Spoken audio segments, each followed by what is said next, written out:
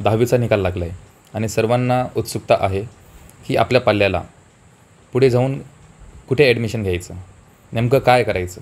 10वीनंतर आपले बरेच स्वप्न असतात की त्याने डॉक्टर व्हावं, त्याने इंजिनियर व्हावं किंवा त्याने ऑफिसर व्हावं, असे बरेच प्रश्न आपल्याला पडतात. तर मग 10वीनंतर ॲडमिशन कुठे घ्यावं, नेमकं त्याने काय करावं, तर या व्हिडिओमध्ये मी प्रयत्न करणार आहे. नमस्कार, माझं नाव निलेश संतोष मासुळे, सहाय्यक कमांडंट सशस्त्र सीमा बलमध्ये मी कार्यरत आहे.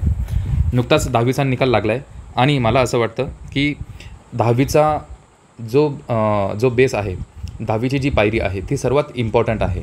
त्यामुळे 10वीनंतर आपण कुठे ॲडमिशन घेतलं पाहिजे ते सगळ्यात महत्त्वाचं ठरतं. परंतु आता यानंतर 10वीला आपल्या मुलाला किती नंबर्स मिळालेत, किती मार्क्स मिळालेत यावर, तसंच आपल्या मुलाचे स्ट्रेंथ काय आहे, विकनेसेस काय आहे, त्याची आवड निवड काय, त्याला काय बनायचं आहे, शिवाय तुमची काय इच्छा आहे. तर पालक आणि पाल्य या दोघांचं समन्वय साधूनच आपण 10वीनंतर काय केलं पाहिजे, कुठे ॲडमिशन घेतलं पाहिजे याचा विचार पालकांनी करायला हवा. तर मेनली 10वीनंतर आपल्याकडे 3 ऑप्शन्स असतात. एक 11वी आणि 12वी करणं, दुसरा डिप्लोमा करणं आणि तिसरा ITI करणं. तर 11वी 12वी बेसिकली आपण 11वी 12वी सगळ्यांना माहिती आहे की सायन्स, आर्ट्स आणि कॉमर्स या 3 फील्डमध्ये आपण 11वी 12वी करत असतो. ज्यांना पुढे जाऊन engineering, medical, nursing, pharmacy, agri etcetera इत्यादी क्षेत्रामध्ये जायचं असेल तर त्यांनी सायन्स फील्ड निवडावी. ज्यांना रिसर्च अँड टेक्नॉलॉजीमध्ये जायचं असेल, ज्यांना पुढे जाऊन हायर एज्युकेशन करायचं आहे तर त्यांनी सायन्स फील्ड ही निवडली पाहिजे. सायन्समध्ये फिजिक्स, केमिस्ट्री, मॅथ, बायोलॉजी हे विषय असतात. जिओग्राफी पण काही कॉलेजला विषय असतो. जर तुम्हाला मॅथमॅटिक्स ठेवायचं आहे, इंजिनिअरिंगला जायचं असेल तर मॅथमॅटिक्स तुम्हाला ठेवावं लागेल. मेडिकलला जायचं असेल तर तुम्हाला बायोलॉजी हा सब्जेक्ट असलाच पाहिजे. त्यानंतर आर्ट्स. तर आर्ट्स जनरली विद्यार्थी यासाठी घेतात ज्यांना पुढे जाऊन कॉम्पिटेटिव्ह एक्झाम जसे की MPSC, UPSC द्यायची असेल. बघितलं जातं की आर्ट्सचे जे सब्जेक्ट आहेत, जिओग्राफी, हिस्ट्री, नंतर समाजशास्त्र, हे काही विषय आहेत यांचं प्रमाण, यांचं वेटेज जे ह्या कॉम्पिटेटिव्ह एक्झाममध्ये जास्त असतात, म्हणून प्रेफर करतात की आर्ट्समधून ग्रॅज्युएशन करायचं. त्यानंतर ज्यांना पुढे जाऊन शिक्षक बनायचं असेल, टीचिंग फील्डमध्ये जायचं असेल तर त्यांनीसुद्धा आर्ट्समध्ये गेलं पाहिजे. आणि इतर काही गव्हर्मेंट सर्व्हिसेस असतात तर त्या आर्ट्स ह्या विषयामधूनसुद्धा आपण एक्झाम्स देऊ शकतो. नेक्स्ट कॉमर्स जर बघितलं, ज्यांना पुढे जाऊन BBA किंवा MBA करायचं असेल किंवा चार्टर्ड अकाउंटंट बनण्याचं स्वप्न असेल तर त्यांनी कॉमर्स ही शाखा घेतली पाहिजे. ज्यांना मॅथमॅटिक्समध्ये, स्टॅटिस्टिक्समध्ये खूप आवड आहे तर त्यांनी कॉमर्समध्ये गेलेलं अतिशय उत्तम. ज्यांना पुढे जाऊन बिझनेस करायचा आहे स्वतःचा किंवा छान कंपन्यांमध्ये, मोठ्या मल्टीनॅशनल कंपनीजमध्ये जर जॉब मिळवायचा असेल तर कॉमर्स बेस्ट आहे.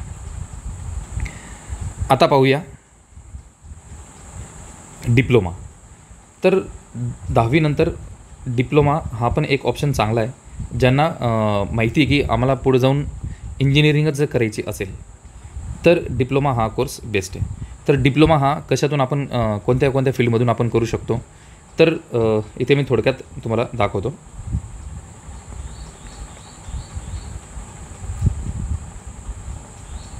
तर पॉलिटेक्निक डिप्लोमा असतात 3 वर्षाचे, इथे पाहू शकतात आपण. तर डिप्लोमा भरपूर स्ट्रीम्स आहेत. त्याच्यामध्ये एरोनॉटिकल, ॲग्रिकल्चर, ॲपरल डिझाईन, आर्किटेक्चर.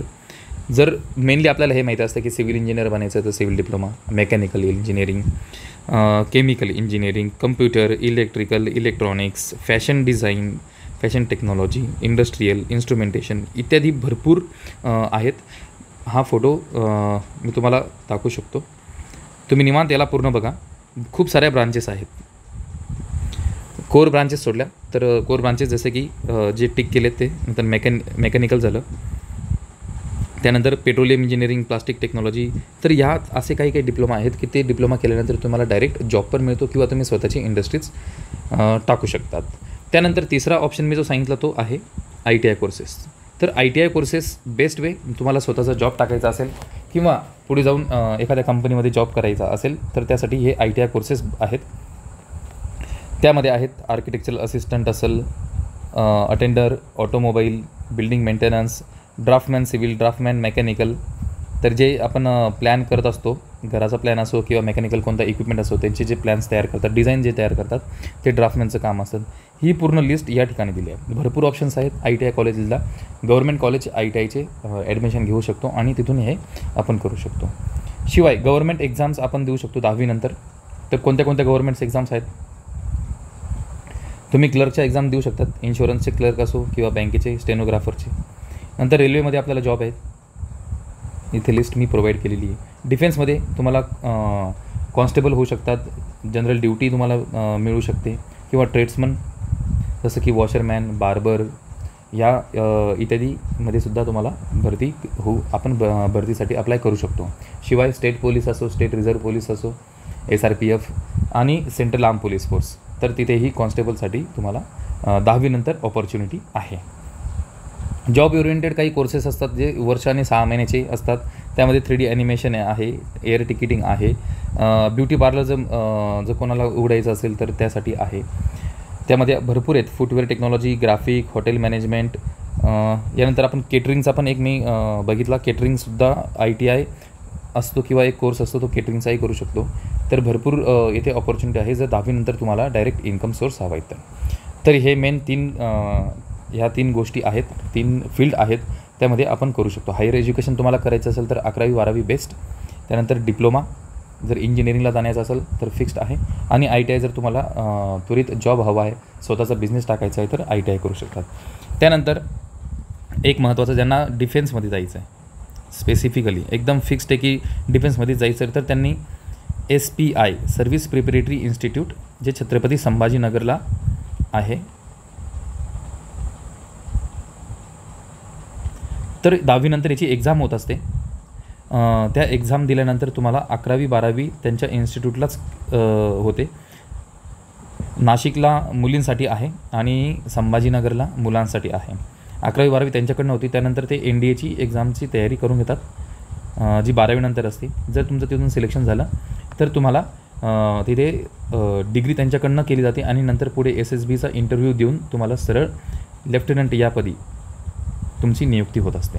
जर त्यांना डिफेन्समध्ये जायचं आहे तर हा एकदम बेस्ट वे की त्यांनी सरळ तिथून जाऊ शकतो. तर पालकांना माझी कळकळीची विनंती आहे की आपल्या पाल्याला किती मार्क्स मिळालेत यावरून त्याची क्वालिटी किंवा त्याची ॲबिलिटी ओळखू नका. कदाचित तो कुठे वाट चुकला असेल म्हणून त्याला नंबर्स कमी मिळाले असतील किंवा त्याला ती टेक्निक समजली नसेल, तर हे नंबर्स तुमच्या पाल्याची गुणवत्ता ठरवणार नाही. कारण मी माझ्या स्वतःवरून एक्झाम्पल सांगतो. 10वीला मलाही फक्त 64% मिळाले होते. जर 64%च मी धरून बसलो असतो किंवा माझ्या पालकांनी तोच विचार केला असता की याला 64च मिळाले तर हा पुढे जाऊन काही करू शकणार नाही, जर तसाच विचार जर त्यांनी ठेवला असता तर कदाचित आज मी इथपर्यंत पोहोचलो नसतो. त्यामुळे तुमच्या मुलाची गुणवत्ता, त्याची ॲबिलिटी हे पालकांना माहिती आहे आणि त्याला स्वतःला माहिती आहे. तर ते ठरवा आणि 10वी नंतर त्याला काय करायचं, त्याचं ध्येय काय. ध्येय मी तर नेहमी म्हणत असतो की लो एम इज क्राईम. त्यामुळं तुमचं ध्येय हे नेहमीच मोठं असलं पाहिजे. छोटं ध्येय ठेवू नका, न्यूनगंड बाळगू नका. पालकांना माझी कळकळीची विनंती आहे, आपल्या पाल्याचं भविष्य हे आपल्या हातात आहे. त्यामुळे त्यासाठी एक चांगला आणि मोठा विचार करा आणि योग्य तो निर्णय घ्या आणि त्याचं भविष्य घडवा. थँक्यू. जय हिंद.